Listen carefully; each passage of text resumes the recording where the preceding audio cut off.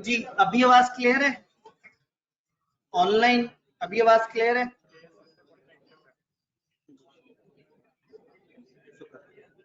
बिल्कुल क्लियर है।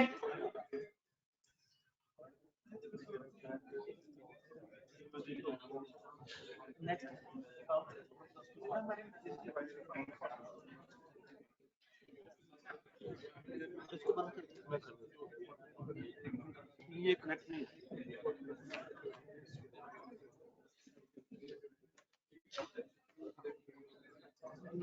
नहीं जी, भाई ने आके हमें एक डिफरेंट इंटरनेट से कनेक्ट किया और उन्होंने कहा कि अब उम्मीद है कि मसला नहीं आएगा इंशाल्लाह ताला। लेकिन स्क्रीन शो नहीं हो रही, स्क्रीन के सबसे ऊपर व्हाट इज अ कॉन्ट्रैक्ट लिखा हुआ है। ठीक है, इनको असल में स्क्रीन नजर नहीं आ रही होगी, ब्लैक ब्लैक लग रहा होगा जी। अभी स्क्रीन, आवाज और कैमरा तो हमने बंद कर दिया, कैमरा भी चला लेते हैं फिर, तो अच्छा इंटरनेट मिलेगी ऐसे।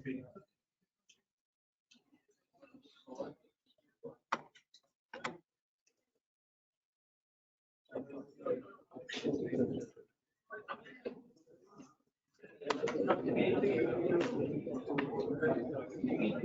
वही रिवायती सवाल, कैमरा, स्क्रीन और आवाज तीनों चीजें क्लियर है? ठीक है, ऑनलाइन वालों के भी दुखों का मुदावा हुआ। अब फिजिकल और लाइव स्ट्रीमिंग वालों से तो काफी बात हो गई, एक दफा जरा मैं ऑनलाइन वालों से भी बात कर लूं। जी सबसे पहले तो ऑनलाइन वाले हजरात, असल में हुआ ये कि आप लोग एडमिशन कराते गए उस बैच में जिसमें ऑनलाइन ओपन था ही नहीं, तो वो हादसाती तौर पे कुछ एडमिशन कर दिए इन्होंने और वो प्लेस भी सही से नहीं हुए थे, तो कल तक आपका कैंपस इनसाइड पे भी लिंक क्रिएट नहीं हुआ था, कल यहाँ पे मीटिंग भी क्रिएट नहीं हुई थी। तो मुझे जब पता लगा तो फिर हमने कोशिश की कि आप तक मैसेज पहुंचे, लेकिन आप लोग नहीं आ सके लाइव क्लास में। तो फिर बाद में आप लोगों को रिकॉर्डेड क्लास अपलोड करनी थी शाम तक, वो भी मेरे ख्याल में सुबह अपलोड हुई। और हमारे पास एक बहाना तो है कि वो व्हाट्सएप पूरी रात डाउन हुआ था, तो इस वजह से लेट हो गया कैंपस इनसाइड पे अपलोड करते हुए। तो अब जो है वो इंशाल्लाह आज से आपको हुकूक मिलने शुरू हो जाएंगे। सबसे पहले मैं फिर क्लैरिटी दे दूं कि मैं ऑनलाइन क्लास इस वाली क्लास को क्यों नहीं रिले करना चाह रहा था, क्योंकि होता ये है कि थ्योरी में बच्चे सिर्फ स्क्रीन नहीं देख रहे होते, उनको टीचर को भी देखना होता है, टीचर ने सामने बच्चों को देखना होता है, उनके चेहरे को देखना होता है, उस पर मायूसी नजर आती है, टीचर मजीद मोटिवेट हो जाता है, उसे समझ आ जाता है कि जो है ना अब काम कैसे चलेगा। तो न्यूमेरिकल में मामला जरा डिफरेंट होता है, क्योंकि उसमें सारे बच्चे बोर्ड की तरफ ध्यान होता है, कोई कोई कभी कभी टीचर की तरफ देख लेते हैं। तो इसलिए मैंने कहा था कि होता ये है कि ऑनलाइन वाले बच्चे बेचारे कहते हैं कि सर आप देख भी और लोगों की तरफ रहे हैं, आप हमारे मैसेज भी नहीं पढ़े, तो बजाय इसके कि आपको खराब क्वालिटी मिले हम लोगों ने ये क्लास नहीं देनी थी। लेकिन चूंकि अब इन्होंने एडमिशन कर ली है तो अब आप हमारी जिम्मेदारी है इंशाल्लाह ताला, अब वाजिब है हम पे आपको सर्व करना। लेकिन थोड़ा सा मैं आपको बता दूं कि अब मैंने प्लान ये किया है कि जिस वक्त आपके मैसेजेस आ रहे होंगे तो हमारे साथ जो टीए भाई हैं वो बैठ के आपके मैसेजेस को साथ साथ रिस्पॉन्ड कर रहे होंगे। और कल से, आज वो एक डिफरेंट रूम में, कल से आपका कोई भी ऐसा सवाल जो कि डायरेक्टली मेरे से पूछने वाला है वो मुझे क्लास के एक स्टूडेंट की तरह बोल दिया करेंगे, तो आपका सवाल भी मैं ड्यूरिंग लेक्चर आंसर कर दिया करूंगा। व्हाट्सएप में तो आपको पता है कि आप लोगों ने बात आना नहीं है, वो तो पूरा दिन ही ओपन रहते हैं। मेरे ख्याल में फिजिकल बच्चे भी हैं व्हाट्सएप में, फिजिकल वालों को तो नहीं होना चाहिए, लेकिन चले खैर। तो वो फिजिकल ऑनलाइन सारे बच्चे व्हाट्सएप में ऑलरेडी मौजूद हैं, तो फिर भी कोई चीज मिस होगी तो वो व्हाट्सएप पे आपको मिल जाएगी। तो लाइव क्लास में मैं ज्यादातर सामने देख के बात कर रहा हूँ, सामने वाले ऑडियंस, कभी कभी कैमरे की तरफ भी देख रहा हूँ। और ऐसे में आपके सवाल अगर तो ऐसे हैं कि सर बुक कब तक आएगी फलाना, तो वो टीए भाई आंसर कर रहे होंगे। और कोई ऐसा टेक्निकल सवाल है जो वो चाहते हैं कि वो मुझे भेजें, तो वो मुझे बोल के बता देंगे और मैं उसको ऐसे ही आंसर कर दूंगा जैसे बाकी सबको। तो अब मैंने फिर इनसे कह दिया है कि जब आपने साथी तौर पर स्टूडेंट्स को भरा है और आप जब ऑनलाइन हमारी जिम्मेदारी में ऐड हो गया है, तो फिर ऑनलाइन के एडमिशंस को ओपन कर दें। पता नहीं ओपन करने का क्या मतलब समझेंगे ये, क्योंकि पहले क्लोज करने पे तो उन्होंने एडमिशन कर लिए थे। तो अगर मैं कहूंगा ओपन कर दें तो शायद वो एडमिशंस को क्लोज कर दें। तो बहरहाल आप जो है वो मुतमईन रहें, इंशाल्लाह ताला आज से थोड़ा सा चीजें बेहतर होंगी। एक तजर्बा हम और करेंगे कल, वो डिवाइस का तजर्बा दोबारा से होगा। ये मैंने अपनी वाली डिवाइस लगाई है, इससे चीजें सही चली है, इंटरनेट का भी मसला था, तो कल से डिफरेंट डिवाइस पे इंशाल्लाह ताला सारा सेट हो गया होगा और ठीक हो गया, सही है। साजिद भाई ये सिर्फ आप अकेले को इशू आ रहा है इस टाइम पे, बाकी सब कंफर्टेबल है। जी आप एक दफा रीस्टार्ट करके देखें, इंशाल्लाह ताला चीजें सेट हो जाएंगी। ठीक है, वो भाई ने आधी बात सुनी और लेफ्ट कर रहे हैं, ठीक है रीस्टार्ट करके अब कार्रवाई शुरू करते हैं। ऑनलाइन वालों को भी मैंने बता दिया, लाइव स्ट्रीमिंग वालों को अब आज हमारे पास वक्त ही बेचारा कितना बचा है, वो आखिरी 5 मिनट मैंने निकाल के क्लास में से नीचे पहुंचा करने, और लाइव स्ट्रीमिंग पे जो नीचे वाले कमरे में बैठे हुए हैं उन लोगों को मैं वहां जाके जवाब दे दूंगा उनके, और हल्के फुल्के सवाल जवाब तो बहरहाल वो लोग पूछ रहे होते हैं। अच्छा लाइव स्ट्रीमिंग वाले भी वहां बैठ के लॉग इन भी कर लेते हैं, तो उनके सवाल हमें दूसरे तरीके से भी मिल रहे होते हैं। और फिजिकल वाले तो जो है ये तो बिंदास लोग हैं, ये तो जब मर्जी जो मर्जी सवाल पूछ लें, और ये तो सवाल कई दफा रिपीट भी करते हैं, तो तीसरी दफा तक तो मैं जवाब दे दूंगा, जब चौथी जब दफा रिपीट होगा तो मैं कहूंगा भाई को खुदा का खौफ करो, जरा मेरी पिछली दफा की बात सुन लिया करो। तो अब मेरे ख्याल में पढ़ाई शुरू करें, पढ़ाई शुरू करते हैं। सिलेबस में कितने एरिया है? हाँ जी, एक भाई ने कहा 4, कौन से 4? एक लीगल सिस्टम अकेला एक चैप्टर है, 5-8 नंबर की वेटेज, 5-8 नंबर। कॉन्ट्रैक्ट एक्ट नामी लॉ के 2 पोर्शंस बने हुए हैं, एक 20 से 25 नंबर का और एक 25 से 30 नंबर का, एक 20 से 25 और एक 25 से 30, ऐसे ही है। चौथा एरिया कौन सा है? अदर। और एक अजीब सी उसकी ग्रेड है 35 से 52। उसमें क्या क्या पार्टनरशिप है, नेगोशिएबल इंस्ट्रूमेंट है, ये 2 लॉ, उसके साथ 3-3 सफे के छोटे छोटे से 6 लॉ है। तो सिलेबस बड़ा कंफर्टेबल हो चुका हुआ है। मैंने आपको बताया कि हम कॉन्ट्रैक्ट एक्ट से स्टार्ट करेंगे और कोशिश करेंगे कि हम एक रीजनेबल पेस पे कॉन्ट्रैक्ट एक्ट को साथ साथ पढ़ते रहें, समझते रहें, क्योंकि ये बेस है और ये अकेला कानून है जो कि सबसे ज्यादा वेटेज रखता है हमारे सिलेबस में। जब आप लोगों को एक दफा कानून पढ़ना आ गया होगा, इंटरप्रेट करना आ गया होगा, इसके सिनेरियो कैसे देखने वो समझ आ गई होगी, फिर हम वो छोटे छोटे अदर लॉस की तरफ जा रहे होंगे इंशाल्लाह। तो आज हमारा ऑफिशियली पहला लेक्चर है। नहीं जी सर, ऑनलाइन वालों के पास माइक का ऑप्शन मिल सकता है भाईजान, ये जो है ना कत्लो गारत हो जाएगी यहाँ पे, क्योंकि नीचे लाइव स्ट्रीमिंग वालों को भी बेचारों को माइक का ऑप्शन नहीं मिल पा रहा। तो प्रॉब्लम ये है कि जब एक ही क्लास में फिजिकल ऑनलाइन होता है तो डिस्टर्बेंस होती है, तो इसलिए ऑनलाइन वालों बेचारों का माइक बंद किया हुआ होता है। आप लिख के सवाल पूछ सकते हैं। यही वजह है कि मैंने कहा था कि बजाय इसके कि बच्चे बेचारे तंग हो, हम अगर ऑनलाइन को ऑप्शन ही ना दें, लेकिन आपको पता है फेसबुक पे फौरन से जो है ना वो कंपेन्स शुरू हो जाती है, वो कहते हैं वो जी ये इन्होंने जुल्म कर दिया, हमें ऑनलाइन का ऑप्शन नहीं दिया जा रहा, ना इंसाफी हो रही है। अब वो जितना मर्जी भले की बात करो, पहले भले की बात थी हम कमती लॉ चाह रहे थे इस टाइम पे, बच्चों ने कहा नहीं हमें एमलॉ ही चाहिए। दूसरी भले की बात ये थी कि हमने कहा ऑनलाइन ना हो ताकि ऑनलाइन वाले तंग ना हो, उन्होंने कहा नहीं हम तंग हो लेंगे। वो उन बच्चों ने एडमिशन करवा लिया और बाकी बच्चों ने सोच के एडमिशन करा लिया कि ऑनलाइन भी साथ साथ चल रहा है। तो ये थ्योरी में ऑनलाइन साथ साथ थोड़ा सा डिस्टर्ब होता है, लेकिन हमारी कोशिश होगी कि हम साथ साथ मैसेज से ऑनलाइन वाले यूजर्स उनको साथ साथ एड्रेस कर सकें। लेकिन माइक की ऑप्शन जो है ना फिर बहुत मुश्किल हो जाता है, फिर वो कंट्रोल में नहीं आता, फिर 3 डब्बों की आवाजें भी, घर के मजीद शोर भी, सबके सब आ रहे होते हैं। पता लगे किसी बच्चे को मार पड़ी हो, दही नहीं लाके दिया उसने सुबह से, तो वो अगर हमारे मतलब माइक में कैप्चर हो गया तो कितना बदनामी होगी। तो अच्छा है आप लोग महफूज है, किसी को नहीं पता। यहाँ पे बीच में जो खराटे आ जाते हैं ना बच्चे, लॉ तो ऐसे लेट के ना वो मतलब अभी आगे सर्दियां आनी है, लिहाफ के अंदर से हल्का सा मुंह बाहर निकाल के ना सामने मोबाइल टेढ़ा करके रखा हुआ होगा, बीच बीच में झोंका लगा लेंगे, फिर आगे अच्छा थोड़ा सा ही आगे गए। ये ऑनलाइन क्लासेस ने ना घर बैठे हुए बच्चों के लिए तो मजाक बना दिया। तो बच्चों को लगता है कि हम कॉलेज आके पढ़ेंगे तो ही पढ़ाई होगी, कम से कम कॉलेज में जाग तो रहे होंगे। बस यही एक एक्स्ट्रा फर्क है जो आप डाल देते हैं, अदरवाइज घर बैठ के भी लोग नहीं समझ रहे होते और यहाँ भी नहीं समझ रहे होते, घर वाले बच्चे भी टेस्ट से भागे हुए होते हैं फिजिकल भी। तो अब आप फिजिकल आए हैं तो कोशिश करना है कि आपने फिजिकल का मैक्सिमम एडवांटेज लेना है। ये जो ऑनलाइन वाले हजरात हैं अगर टेस्ट फिजिकल देना चाहें तो आपके पास ऑप्शन है। और बैटरी लो का मेरे पास पैगाम आ गया क्योंकि हम लोगों ने कुछ गड़बड़ की, इंतजामिया की भरपूर सपोर्ट है हमें। हम जरा दूसरे वाले कैंपस के नुमाइंदे हैं, तो इस कैंपस में मेहमान के तौर पे आए हैं। तो वो ऊपर से तो हिदायत ये थी कि हमारा ख्याल रखा जाए, लेकिन इंतजामिया जरा उन्होंने कहा चलो ठीक है कोई नहीं कर पढ़ लेंगे, इन्हें कुछ पता ही है थोड़ा थोड़ा सा। तो ये कहानी है। कॉन्ट्रैक्ट एक्ट जब स्टार्ट होता है तो ऑफर और एक्सेप्टेंस 2 वर्ड्स पे बात होती है। मैं थोड़ा सा इससे पीछे चला जाऊं, मैं स्क्रीन सामने ब्लैक ले आऊं क्योंकि ऑनलाइन वाले घबरा गए थे। कॉन्ट्रैक्ट किसे कहते हैं? पहली बात यह कि हम जो कानून पढ़ रहे हैं वो है 1872 का, आज से 150 साल पुराना।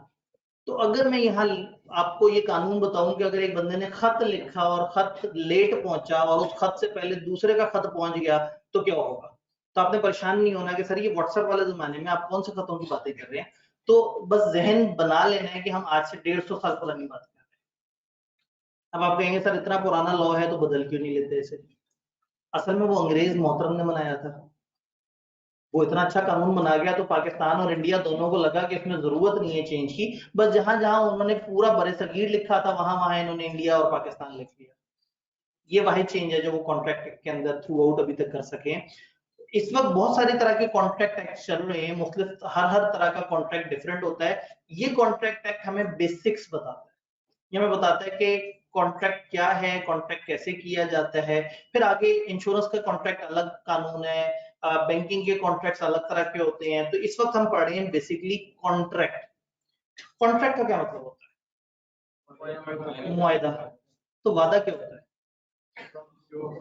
प्रॉमिस या एग्रीमेंट। इसका मतलब वादे और मुआयदे में फर्क है। वादा ये है कि ये वाले भाई ने साथ वाले भाई से वादा किया कि मैं तुम्हें कैंटीन से चल के समोसे खिलाऊंगा और नहीं खिलाए, वादा खिलाफी की। साथ वाले भाई इनको पकड़ के अदालत ले जाके ये कह सकते हैं कि इन्होंने मेरे से वादा किया था और मुझे समोसे नहीं खिलाए, तो इनके खिलाफ कानूनी कार्रवाई की जाए? नहीं। लेकिन अगर इन दो के दरमियान एक कॉन्ट्रैक्ट हुआ होता जिसके अंदर दोनों में से किसी एक ने दूसरे को गुड्स या सर्विसेज देनी होती, दूसरे ने पैसे देने होते, लिखत पढ़त हुई होती, साइन हुए होते, कोई गवाह होते बीच में मौजूद, और अब एक बंदा अपनी जिम्मेदारी अदा ना करता, तो दूसरा बंदा क्या कर सकता था? उसको उठा के कानून के पास लेके जा सकता था। इसका मतलब है कि एग्रीमेंट में और कॉन्ट्रैक्ट में फर्क है। इसका मतलब है वादे में और मुआहदे में फर्क है। तो आज हम ये वाली बेसिक बातें पढ़ने लगे इंशाल्लाह ताला, वादा और मुआहदा। डिवाइस चेंज होती तो आपको साफ राइटिंग मिल जाती, मैं दोबारा अपनी पुरानी डिवाइस पे आ गया हूँ, इस पे राइटिंग खराब होती है। ये डिवाइस बचाए रखेगी, जब मैं दूसरी डिवाइस पे शिफ्ट होऊंगा तो फिर आपको पता लगेगा कि असल में भी बहुत ज्यादा अच्छी नहीं है। तो वादा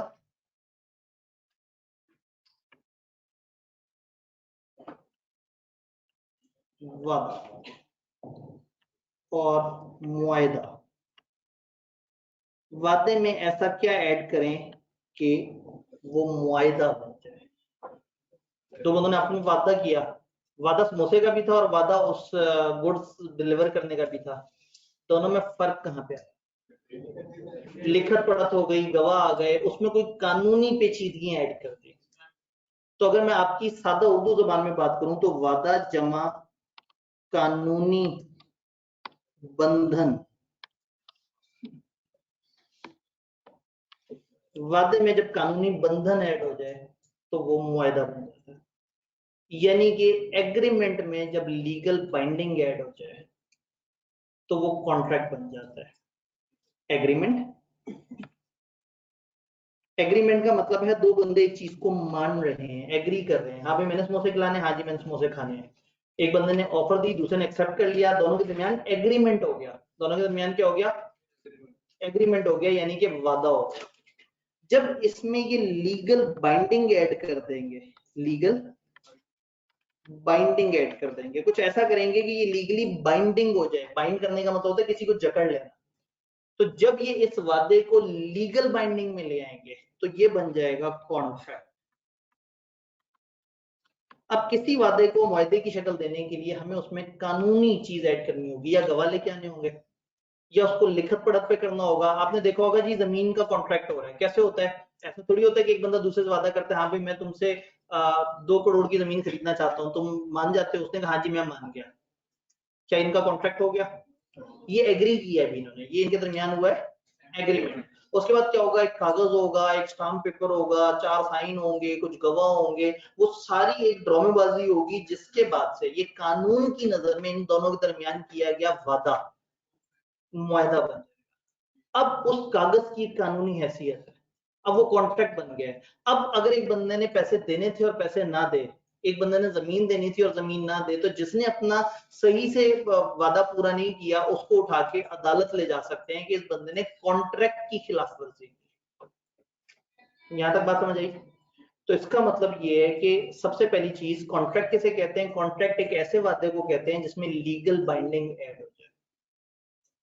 वादा किसे कहते हैं? एग्रीमेंट किसे कहते हैं? एग्रीमेंट कहते हैं ऑफर प्लस एक्सेप्टेंस को, ऑफर प्लस एक्सेप्टेंस। चैप्टर 2 हमने स्टार्ट किया है और मुझे थोड़ी देर में शायद इसकी हैंडआउट्स यहाँ पे मिल जाएंगे। आखिरी खबरें आने तक तो यही था, अल्लाह करे यहाँ तक वो हैंडआउट्स आ जाए तो वो आप लोगों तक पहुंचाए जा सके। आपको किसी ने डिस्ट्रीब्यूट तो नहीं किए? बस पीछे पड़े हुए, ठीक है। तो वो अगर आप में से कोई मुझे यहाँ पे अगर दे सके,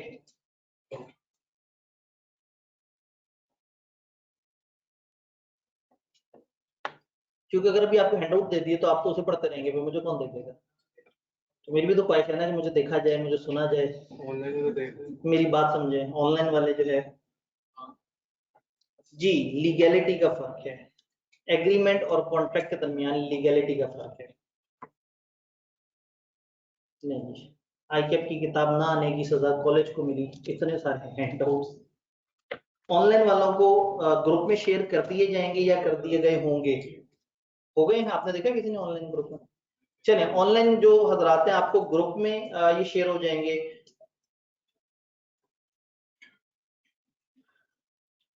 वेरी गुड, वेरी गुड, इंतहाई वेरी गुड, ठीक है। कैप 7 के हैंडआउट्स कैप 4 की तादाद से मल्टीप्लाई करके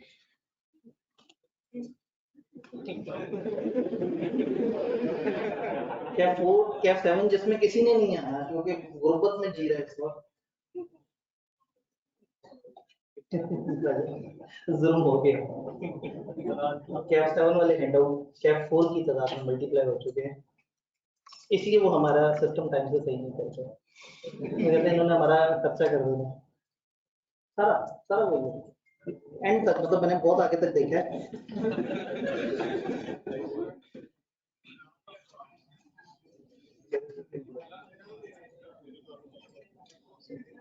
अल्लाह हमें कमती लॉ में इतने बच्चे थे,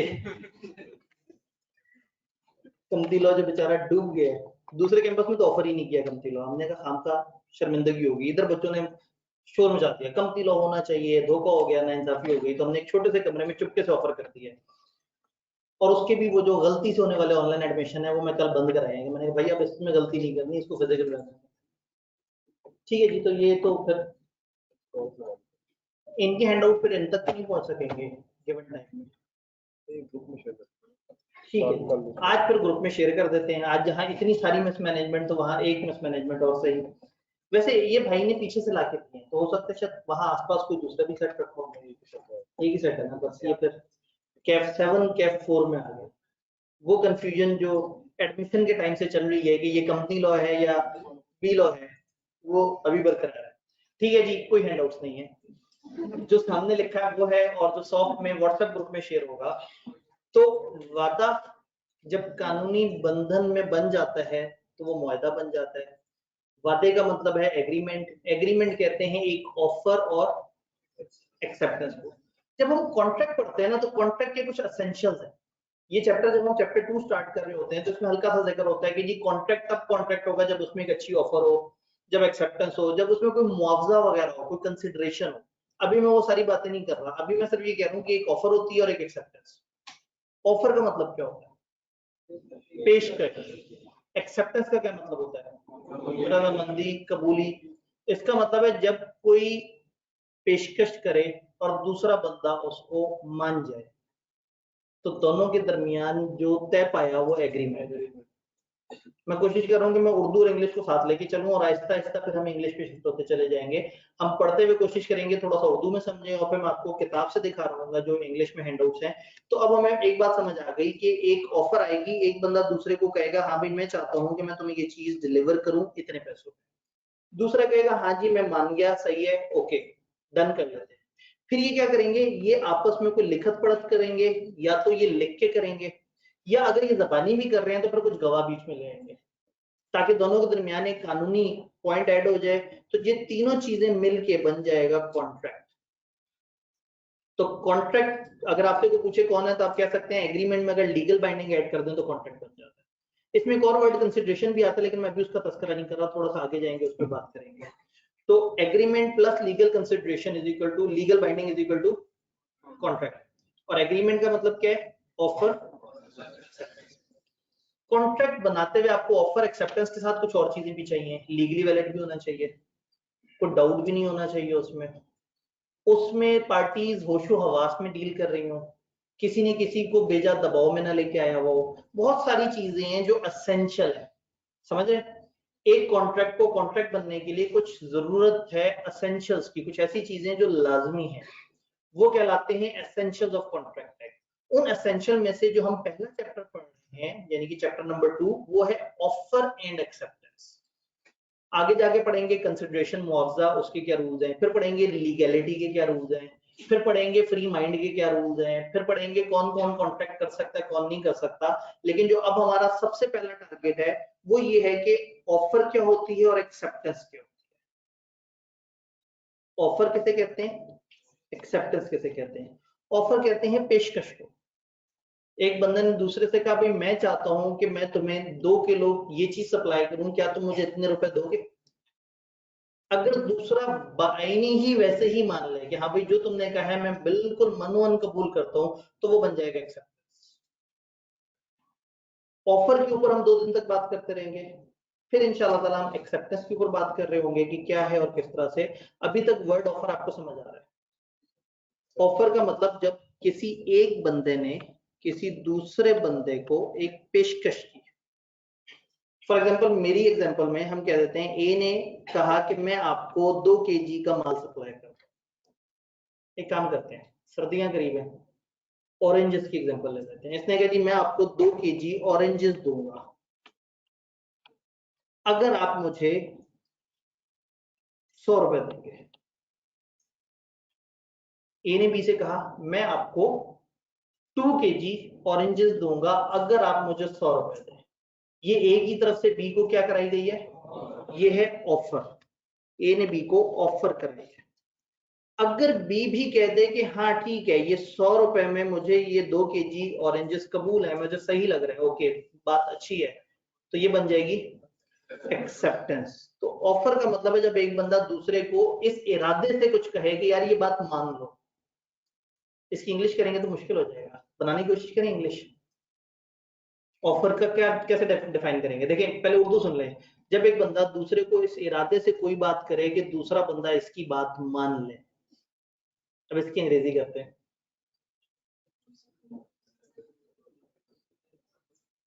जब एक बंदा दूसरे को इस इरादे से कोई बात करे कि दूसरा बंदा उसकी बात मान जाए।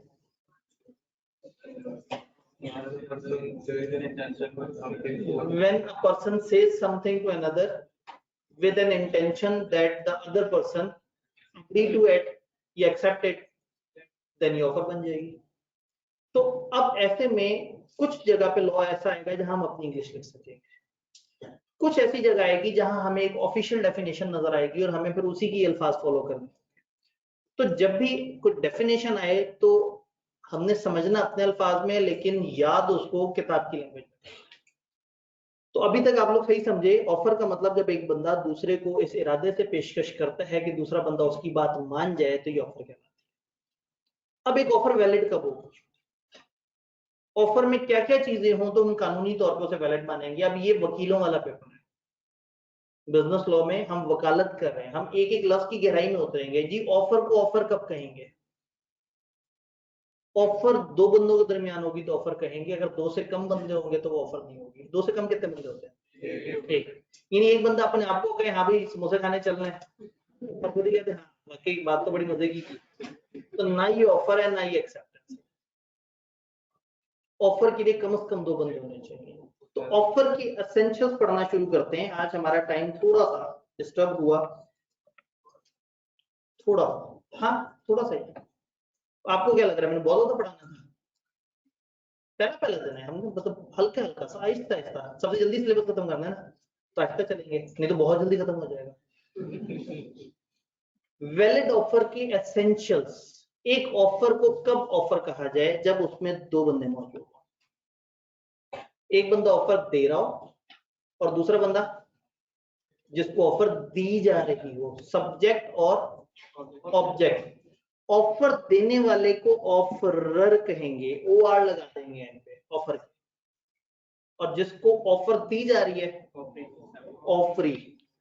इंग्लिश लैंग्वेज में आपने ये ओ आर और डबल ई का बहुत जगह इस्तेमाल देखा होगा। एम्प्लॉयर एम्प्लॉय, एम्प्लॉयमेंट देने वाला एम्प्लॉयर, जिसको मिल रही है एम्प्लॉय। और कोई जगह जो आपको याद आ रही हो? लेसर लेसी, अकाउंटिंग के अंदर आप देखते हैं। Trainer trainee, mentor mentee. हाँ जी, इंटर्नी होता है वो, फिर इंटरनल नहीं बनता, लेकिन बहरहाल इंटर्न और इंटर्नी। और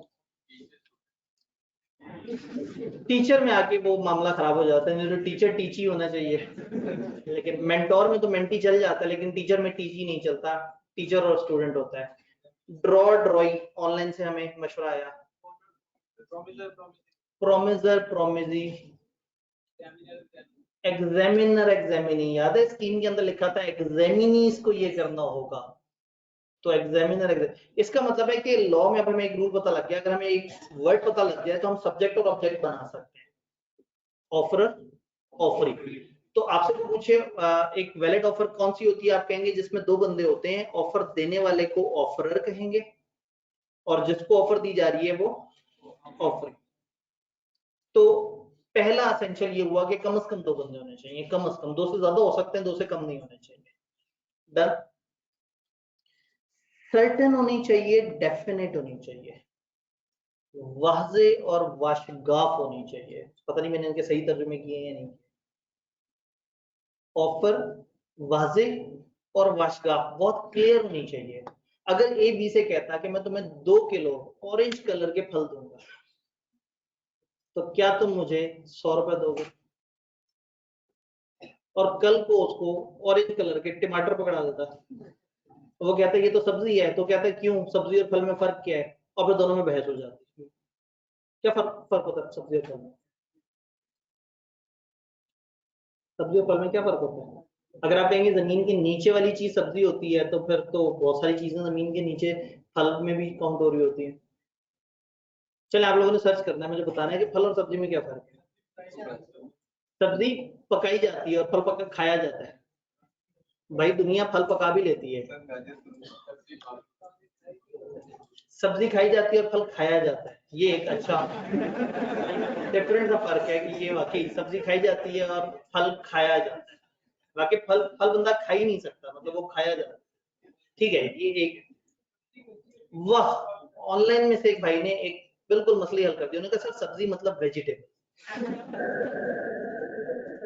मतलब एक अलग दुनिया में चल रहे हैं भाई। हमें इंग्लिश दोनों की पता है, मसला फर्क क्या है दोनों में। जो उन्होंने कहा बहुत ज्यादा उर्दू बोल रहा है तो शायद बेचारे को इंग्लिश नहीं आती होगी, कमजोर सी होगी इसकी इंग्लिश।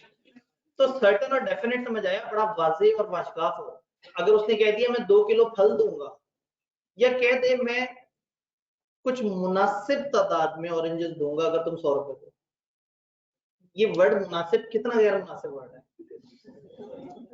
आप दोस्त को कॉल करते हैं यार कितनी देर में आ रहे हो, उसने कहा बड़े मुनासिब से टाइम में आ रहे हैं। अब मुनासिब टाइम 5 मिनट को कहते हैं, 1 घंटे को कहते हैं, 4 घंटे को कहते हैं, ये क्लियर नहीं है। अगर वो कहे मैं दोपहर 2 बजे तक आ रहा हूँ, ये कंक्रीट डेफिनेट बात है। कंक्रीटनेस याद है, 7C तो याद है ना, ठीक, एमसीक्यूज के लिए याद किए थे। तो कंक्रीट होनी चाहिए ऑफर, बड़ी ठोस, वाजे, बड़ा एब्सोल्यूट होनी चाहिए ऑफर में। किसी किस्म का कोई डाउट, किसी किस्म की कोई परेशानी नहीं होनी चाहिए। डन। किसी किस्म का कोई ऐसा मामला ना हो कि जी ऑफर को सुन के लगे कि नहीं बात समझ नहीं आई, पता नहीं क्या कहना चाह रहा है। सर्टेन होना चाहिए, डेफिनेट, ये बात हमें समझ आ गई। ऑफर देने वाले की कॉन्ट्रेक्चुअल इंटेंशन होनी चाहिए, इरादा होना चाहिए। एक बंदे ने दूसरे को शुगर में कहा कि हाँ भाई अगर मैं तुम्हें 2 किलो वो दूं, ऑरेंजेस दूं, तो क्या तुम मुझे 100 रुपए दोगे? ये क्या कि हाथा निकल गया उसका। अब बाद में दूसरा मान भी जाए तो पहला बंदा कहेगा जी उसको समझ आ रही थी, मैं मजाक कर रहा था, मेरा तो इरादा ही नहीं था कॉन्ट्रैक्ट करने का। ये सबसे मुश्किल बात है अदालत में, ये साबित करना कि बंदे का इरादा था या नहीं था। एक चीज पे आके ना हमने ब्रेक लगा देनी है कि ये चीज अदालत में कैसे साबित होगी। तो फिर मैं ये नहीं बताऊंगा कि अदालत में कितने गवाह चाहिए और कौन कौन सा कानून चाहिए साबित करने के लिए। जब बात अदालत की आएगी तो हम दूर रहेंगे अदलिया के एहतराम में। हम अदलिया पे कोई बात नहीं करेंगे कि अदलिया 5 साल में केस सॉल्व करे, 10 साल में, 15 साल में, 20 साल में, वो उनका मसला है। अब पाकिस्तान में एवरेज केस कितने अरसे में सॉल्व होता है? तकरीबन 16 से 17 साल एवरेज। एवरेज एवरेज इसलिए कह रहा हूँ कि जमीन वाला तो 30-35 साल आराम से चल जाते हैं, और एक सादा केस, मतलब छोटे से छोटा केस 7-8 साल एम ही चल जाता है, अनलेस के सारी पार्टी पे अच्छी खासी इन्वेस्टमेंट हुई। सारी पार्टी से मुराद सारी पार्टी। तो कॉन्ट्रेक्चुअल इंटेंशन होनी चाहिए, इरादा होना चाहिए। अब अगर पेपर में आए कि ये सिचुएशन है, बताओ ये ऑफर वैलिड है या नहीं, तो आप कहेंगे अगर तो इनके दरमियान इंटेंशन थी तो ये वैलिड है। वो आपसे पलट ये नहीं पूछेंगे कि तुम साबित कैसे करोगे कि इनके दरमियान इंटेंशन है या नहीं, वो अदालत का मसला। हम सिर्फ कानून बता दिया करेंगे कि ये कानून है, ऑफर डेफिनेट होनी चाहिए, सर्टेन होनी चाहिए, दो बंदे होने चाहिए, और ऑफर में कॉन्ट्रेक्चुअल इंटेंशन हो। अगर सवाल साइलेंट है तो हम खुद से ज्यूम करेंगे कि कॉन्ट्रैक्ट में इंटेंशन थी, और अगर वो खुद से बता दें कि इस कॉन्ट्रैक्ट में कॉन्ट्रैक्ट करते वक्त ऑफर देने वाले का इरादा डावाडोल हो रहा था, तो हम कहेंगे कि उसमें कॉन्ट्रेक्चुअल इंटेंशन नहीं थी। तो अभी तक हमें समझ आया कि दो बंदों के दरमियान होना चाहिए कॉन्ट्रैक्ट, सर्टेन और डेफिनेट होना चाहिए, कॉन्ट्रेक्चुअल इंटेंशन होनी चाहिए, यानी कि उस ऑफर में मजाक ना हो, उस ऑफर देने वाले का वाकई ही में इरादा हो कि वो ऑफर दे रहे हैं।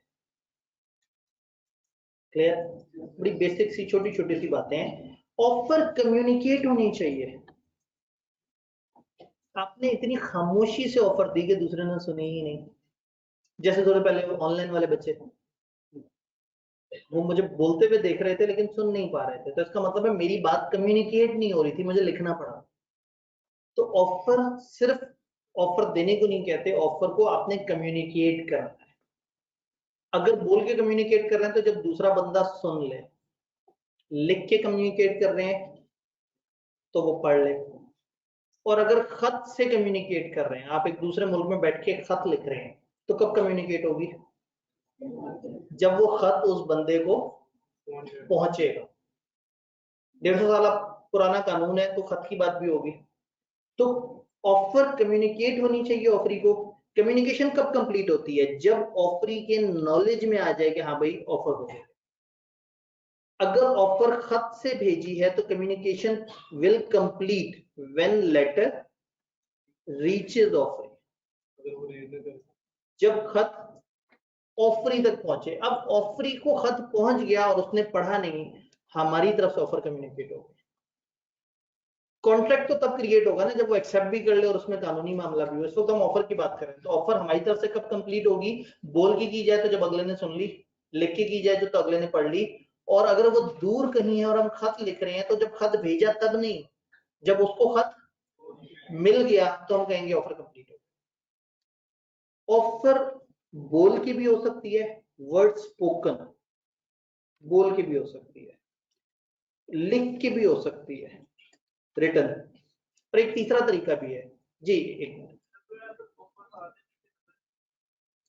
ठीक है जी, जूम बढ़ेगा मेरे ख्याल में वहां रखे हुए किसी माउस से। देखिए जरा इस माउस तक आप कहा जा रहा है, इसके ऊपर जो व्हील है, अगर आप उस व्हील को ऊपर की तरफ करें तो शायद उसका जूम बेहतर हो जाए। नहीं, थोड़ा सा कम करें, एक स्टेप और ऊपर करें जरा, और इसको पकड़ के आप सेंटर से पकड़ के ड्रैग करके राइट पे कर देंगे तो उम्मीद है कि थोड़ा सा हेल्प हो जाएगी। नहीं बस ठीक है, ये कुछ क्लैरिटी आई। मैं कोशिश करूंगा कि आगे स्लाइड में नीचे कम से कम लिखूं और ऊपर की तरफ जरा ज्यादा लिख रहा हूँ। ऑफर बोल के हो सकती है, ऑफर लिख के हो सकती है, एक तीसरी चीज भी है, ऑफर एक्शन के थ्रू भी हो सकती है, थ्रू कंडक्ट ऑफ पर्सन। एक बस स्टॉप पे आप खड़े हुए हैं और एक बस वाले ने बस आपके पास आके रोकी, बोला कुछ नहीं, लिखा कुछ नहीं, उसका आपके पास बस रोकने का क्या मतलब है? वो आपको ऑफर दे रहा है, आ जाओ तो मैं आगे ले चलता हूँ, पैसे देते हैं। अगर तो वो रूट की बस है और उसका डेफिनेट टिकट है तो उसकी तरफ से तकरीबन ये क्लियर कट ऑफर है। तो ये चीज जो उसने बोल के नहीं की, लिख के नहीं की, थ्रू एक्शंस की, इसको हम कहते हैं इम्प्लाइड। तो ऑफर ओरल हो सकती है, मैं ऊपर लिख देता हूँ, ऑफर ओरल हो सकती है बोल के, रिटर्न हो सकती है लिख के, और इम्प्लाइड हो सकती है। इम्प्लाइड का मतलब है जो समझी जाएगी। अगर मैं लिख गया सही से, समझी जाएगी। जी जी, अब डेफिनेट होगी या नहीं होगी वही बात है। कोई भी बस आपके पास आके रुके जिसके अलग अलग स्टॉप हो, अलग अलग किराया हो, तो शायद ये एक ऑफर नहीं है। लेकिन एक ऐसी बस जो कि डेफिनेटली उनका एक फिक्स किराया है, फॉर एग्जांपल एक मेट्रो है जिसका हमेशा 20 रुपए किराया है फर्स्ट करें, और वो आपके पास आके रुकती है और आप स्टॉप पे खड़े हुए हैं, तो वो आपके पास रुकी है, इसका मतलब है कि उन्होंने आपसे कहा कि हाँ भाई अंदर आ जाओ और 20 रुपए दे दें। लेकिन अगेन जिसमें एब्सोल्यूट ना हो, जो क्लियर कट ना हो, जहां पता ना हो कि हमें कितने पैसे लेगी, क्या मामला है, किस तरह से, तो उसको हम जो है वो ऑफर नहीं कहेंगे। ऑफर वहां होगी जहां क्लैरिटी हो। जी कुछ और हैंडआउट्स हमारे तक पहुंचे, ये मिक्स ना हो जाए, इनको इधर कर देते हैं। ये भी मेरे ख्याल में अवाम में डिस्ट्रीब्यूट कर लेते हैं किसी तरह से, एक एक कॉर्नर वाले भाई को अगर दे दें तो मेरे ख्याल में ये पहुंचा देंगे सब तक। ये सही बात है। जो पहला वाला चैप्टर है वो सारा का सारा आपको हैंडआउट फॉर्म में मिल रहा है, जो कि इस पूरे वीक हम पढ़ते रहेंगे इंशाल्लाह।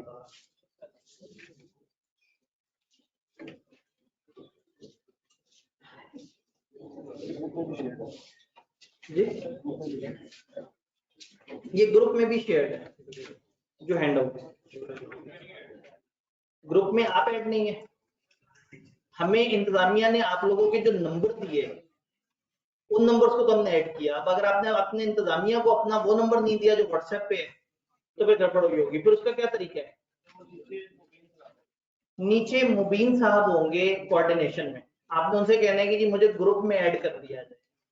हमने एक गो में ग्रुप में सारों को ऐड कर दिया, लेकिन जो जिनका व्हाट्सएप नंबर चेंज है या जो बाद में आ रहे हैं तो नीचे कोऑर्डिनेशन में मुबीन साहब से आपने कहना है कि मुझे बी लॉ वाली इस क्लास में ऐड करते हैं, जो फिजिकल वाली क्लास जी। और ऑनलाइन वाले हजरात ये किससे राब्ता करेंगे? ठीक है, ऑनलाइन वाले हजरात आपको नंबर शेयर हो जाएगा। वैसे भी क्लास का टाइम तकरीबन खत्म हो गया है। आज मैं नीचे वालों के पास नहीं आ सकूंगा क्योंकि आज हमने पढ़ाई थोड़ा सा है, तो कल से मैं 5 मिनट पहले खत्म करके नीचे लाइव स्ट्रीमिंग वालों के पास आके आपके सवाल ले लिया करूंगा।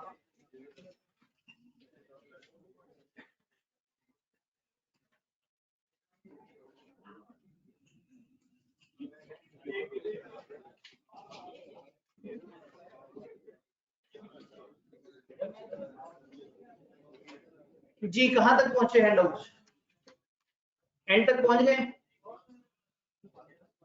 चलें एंड वाले जरा याद रख लें, जो मेरे पास इस वक्त हैंडआउट है उसमें पेज नंबर 8 आ रहा है सबसे पहला।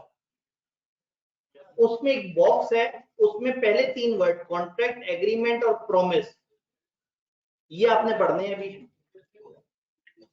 नीचे फार्मूला दिया हुआ है, contract is equal to agreement plus enforceability. फिर एक पेज का वक्फा देके पेज नंबर 10 पे आपने आना है और इसको आपने कम्युनिकेशन तक पढ़ना है। देख रहे हैं मिडिल ऑफ द पेज से थोड़ा सा ऊपर कम्युनिकेशन है, उसके नीचे 4 बुलेट्स, यहां तक पढ़ना है। क्योंकि आज वो सारी डिस्टर्बेंस की वजह से हम आगे नहीं पढ़ सकते। मैंने ये पेज कवर करना था पूरा, लेकिन अब हमने कम्युनिकेशन पे रुक जाना है। और वो जो ऑफर की डेफिनेशन हम समझने की कोशिश कर रहे थे, हमने सादा अल्फाज में समझा था, उसकी एक तकलीफ जैसी डेफिनेशन यहाँ लिखी हुई। आप जब घर जाके से पढ़ेंगे तो थोड़ा सा परेशान होंगे और फिर हम अगले दिन उसके ऊपर डिबेट करेंगे कि इस डेफिनेशन का मतलब क्या है। तो अगले दिन हम इस डेफिनेशन से स्टार्ट करेंगे जो सबसे स्टार्ट में दी हुई है। नोट्स में जब भी कोई डेफिनेशन आएगी वो बॉक्स में बंद की हुई होगी।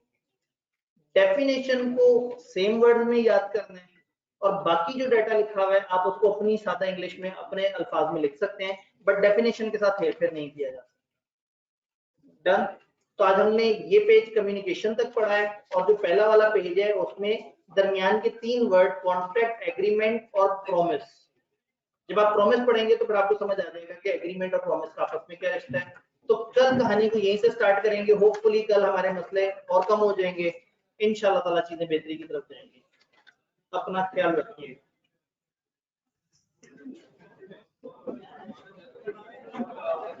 जी ये हैंडआउट बुक में भी अवेलेबल होंगे। ये हैंडआउट जितने भी हैं जो कैजुअल है वो सारा बुक वाला है, और आप लोगों को तो बुक भी मिल जानी है जब आएगी। अभी तो आईकेप की किताब नहीं आई, फ्री मिलेगी इस कैंपस वालों में। ये